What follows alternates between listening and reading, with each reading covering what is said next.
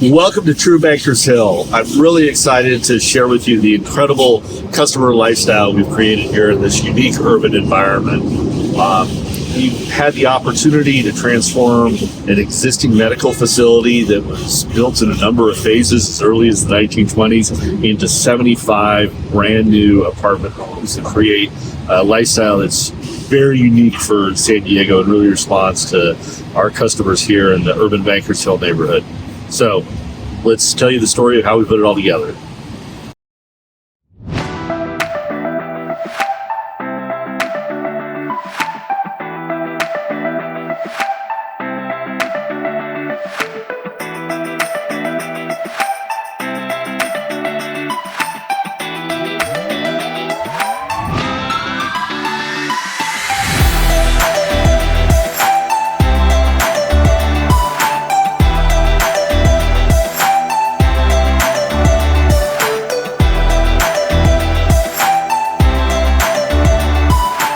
This has been one of the greatest projects in my career to work on, taking an old building and bringing new life to it. And it's amazing. Construction in general is very challenging from the ground up on a blank site. Working within the existing constraints that a 1920s building offers has taught all sorts of lessons.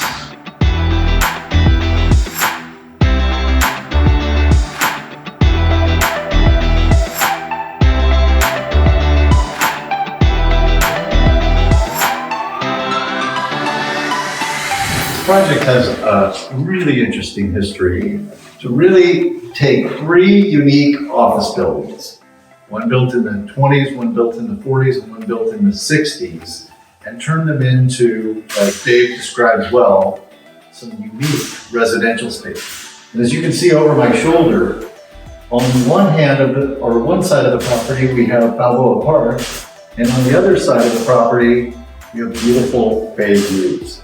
So we're right in the heart of a very vibrant area, a very high employment area, and really have a unique opportunity here to turn this into, as we, in my opinion, do well at the Fenton Company, turn it into a place.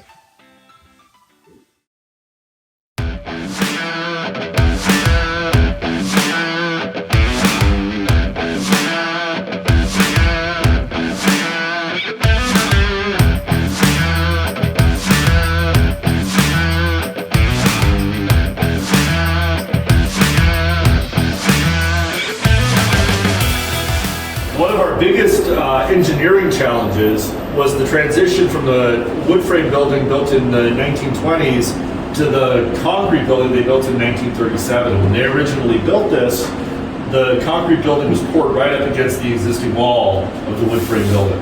Well, under today's seismic standards, you can't mix those construction types because in a big earthquake, the concrete building would bash into the wood frame building and cause lots of damage. So we had to rebuild the existing wood frame building 6 inches further away to create a gap or a seismic separation between the two buildings.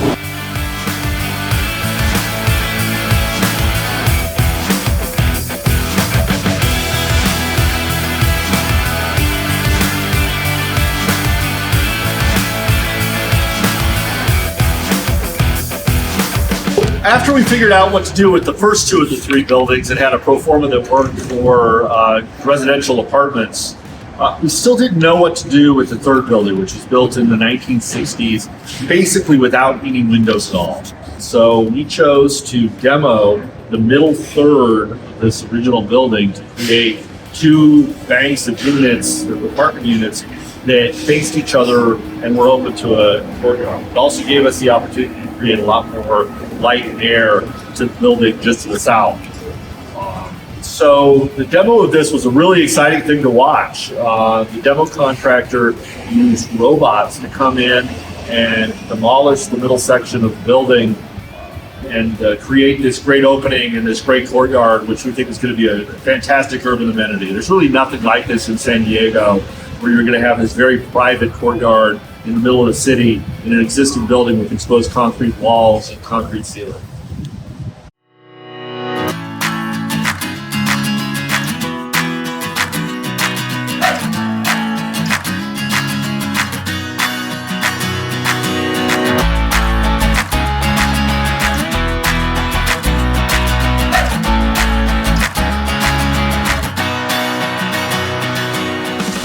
Hill is truly a unique property. Every single unit, and there's 75 of them, are 100% different from each other.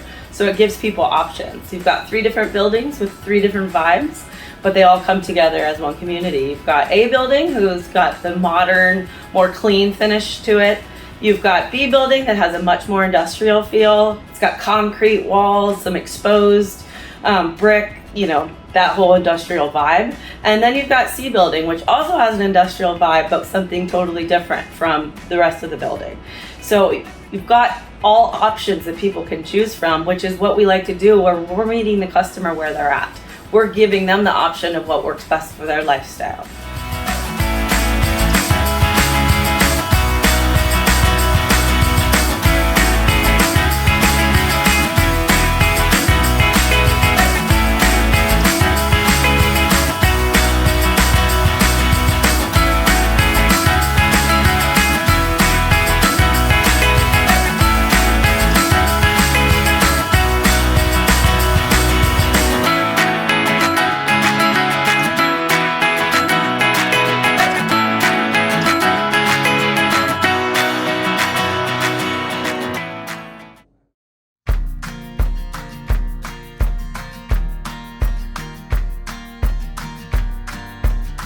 The entire project was constantly calibrating to reality. It started with design. We had the reality of this existing building, and we're fortunate to have a great design team with just a lot of effort to make everything fit and to make everything livable.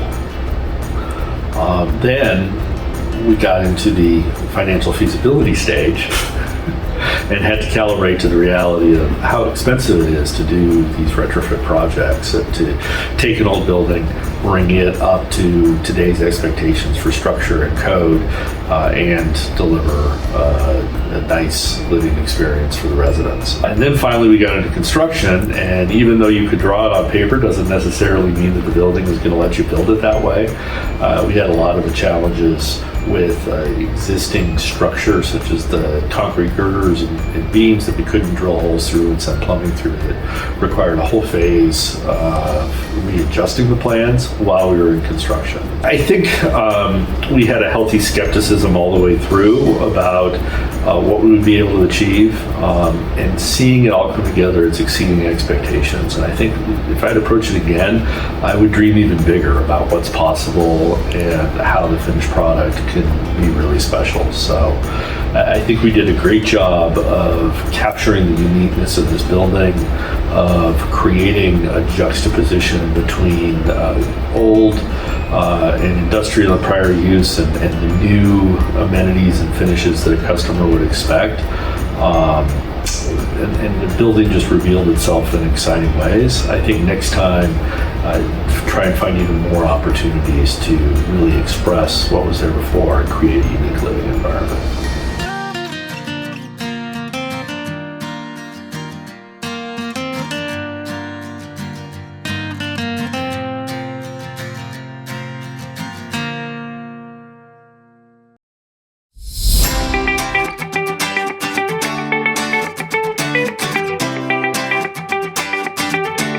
I think every building is going to be different, and so it's not necessarily what did we learn about this building or what was the solution in this instance. It was the overall approach that we took that we need to carry forward. So first of all, it was really about curiosity and being curious. What was possible and what could we do?